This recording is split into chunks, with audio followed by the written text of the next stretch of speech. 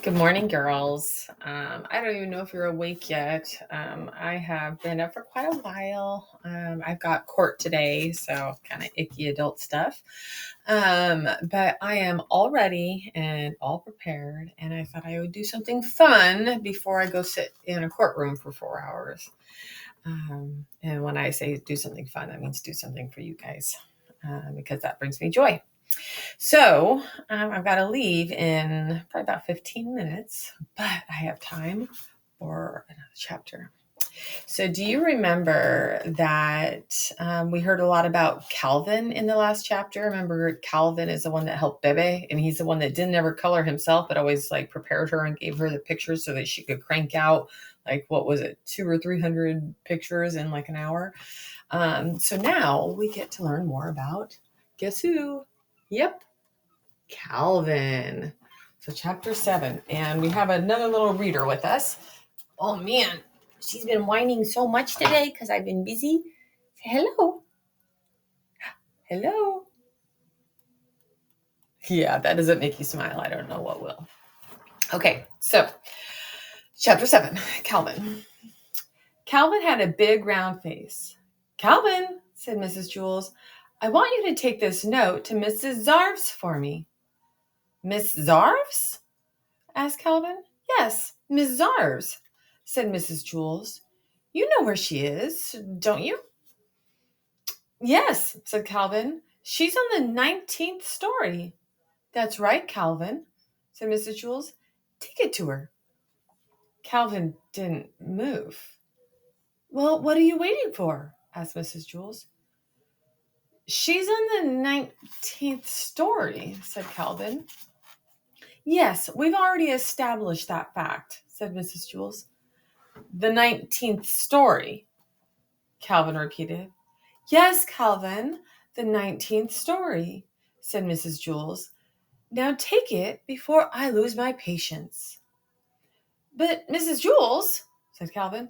Now, Calvin, said Mrs. Jules, unless you would rather go home on the kindergarten bus. Ooh, we learned about that. Remember? You get your name under discipline, then you get a check mark, and then you get circled, and then you go home on the kindergarten bus. Ooh. Yes, ma'am, said Calvin. Slowly he walked out the door. Ha ha ha ha ha ha, laughed Terence. Take it to the 19th story. Calvin stood outside the door of the classroom. He didn't know where to go. As you know, when the builder built Wayside School, he accidentally built it sideways, but he also forgot to build the 19th story. He built the 18th and the 20th, but no 19th. Since there was no 19th story, there was no Miss Zarves. And besides that, as if Calvin didn't have enough problems, there was no note.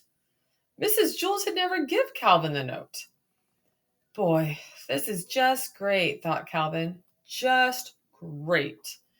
I'm supposed to take a note that I don't have to a teacher that doesn't exist who teaches on a story that was never built. He didn't know what to do. He walked down to the 18th story, then back up to the 20th, then back down to the 18th, and then back up again to the 20th. There was no 19th story. There never was a 19th story, and there never will be a 19th story. Calvin walked down to the administration office. He decided to put a note in Mrs. Zarv's mailbox, but there wasn't one of those either.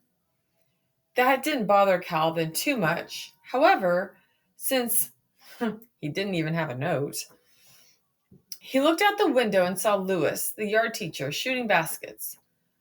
Louis will know what to do, he thought. Calvin went outside. Hey, Louis, Calvin called. Hi, Calvin, said Louis. He tossed him the basketball. Calvin dribbled up and he took a shot. He missed. Louis tipped it in. Do you want to play a game? Louis asked. I don't have time, said Calvin. I have to deliver a note to Miss Zarves up on the 19th story. Well, then what are you doing way down here? Louis asked. There is no 19th story, said Calvin. Then where is Mrs. Zarves? Asked Louis. There is no Mrs. Zarves, said Calvin. Well, what are you going to do with the note? Asked Louis. There is no note, said Calvin. I understand, said Louis.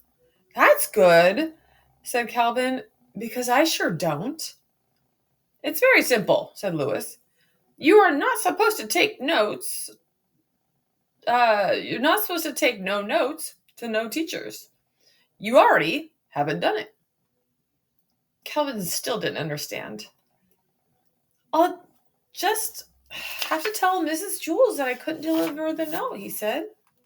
That's good, said Louis. The truth is always best.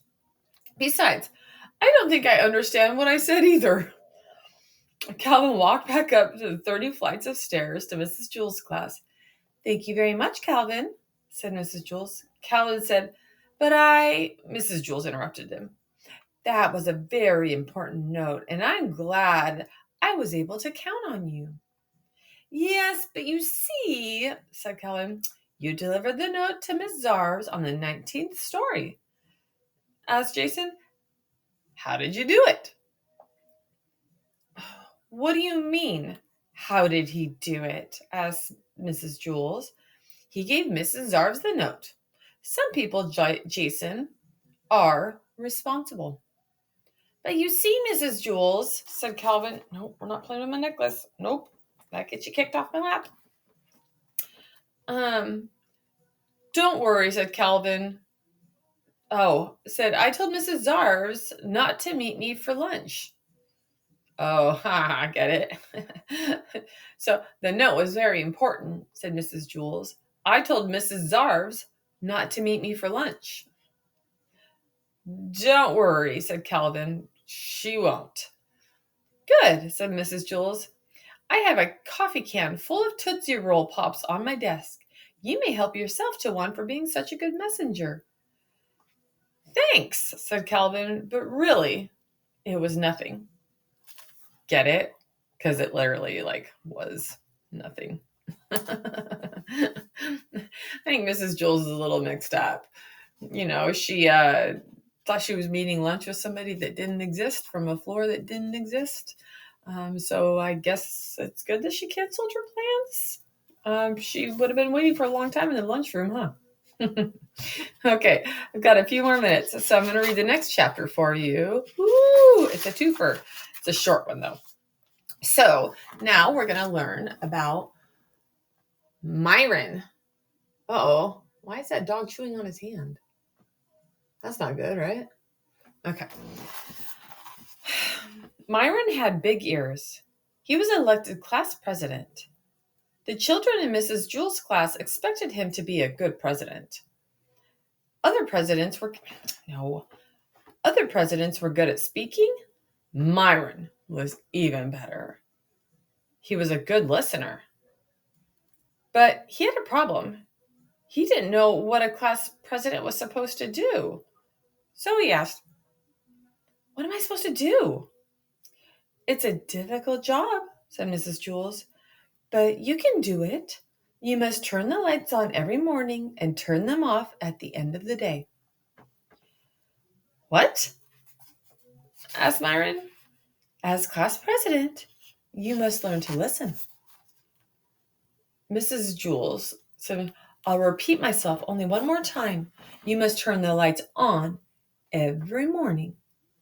"I heard you the first time," said Myron. It doesn't sound like much of a job." "It certainly is," said Mrs. Jules. "Without light, I can't teach, and then the children can't learn. Only you can give us that light. I think it's a very important job." "I guess so," said Myron. He wasn't convinced. "Here, let me show you how the light switch works," said Mrs. Jules. "I already know how," said Myron. "I've been turning lights on and off all my life." "Oh, very good," said Mrs. Jules. "You'll make a fine president." Myron wanted to be the best president ever, but if it's such an easy job, he thought that anybody could do it. When school let out that day, Myron stayed behind. He turned out the lights by flicking the switch down. Excellent, said Mrs. Jules. On his way home, Myron heard a horrible noise. First, there was a loud screeching and then a sharp squeal, a roaring engine, and then a very faint sound of a girl crying. Myron ran to see what had happened. Dana was bent over in the middle of the road. "What's the matter?" asked Myron. "My dog Pugsy was hit by a car," Dana cried. "Who did it?" asked Myron. "I don't know," Dana sobbed. "They sped away." "Well, that's not important," said Myron. "We've got to save Pugsy." Pugsy lay unconscious in the street. Myron carefully picked her up. He carried her 2 miles to the vet. Dana cried at his side. "Don't worry, Dana. She'll be all right." But he wasn't really so sure. He gave Pugsy to the vet, walked Dana home, then walked home himself. Dana was so upset that she forgot to thank him. Myron didn't mind. He thought that he was being class president. He thought that's what being class president was all about. The next morning, before he went to school, Myron went to Dana's house. Pugsy was there. She seemed all right. Dana petted her. Pugsy licked her face. "See, Myron, she's all right," said Dana. "The vet said that you brought her there just in time." "Hi, Pugsy," said Myron. He petted her. Pugsy bit his hand. "Oh, I guess she doesn't know you," said Dana. "She was unconscious yesterday when you saved her life." Dana's mother put some medicine and a Band-Aid on Myron's hand. Then she drove the children to school. They were late. They ran up the stairs to Mrs. Jewell's class. The room was completely dark. "It's about time you got here, Myron," said Mrs. Jewell. "We have no lights." "Why didn't somebody else turn the lights on?" asked Myron. "Because you're the class president," said Mrs. Jewell. "Show Stephen how to work the lights. From now on, he'll be class president." Myron showed Stephen how to turn on the lights. He flicked the switch up.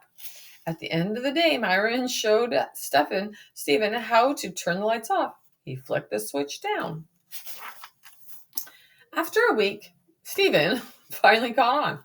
Ooh, took him a whole week to figure out how to turn the light on and off, huh?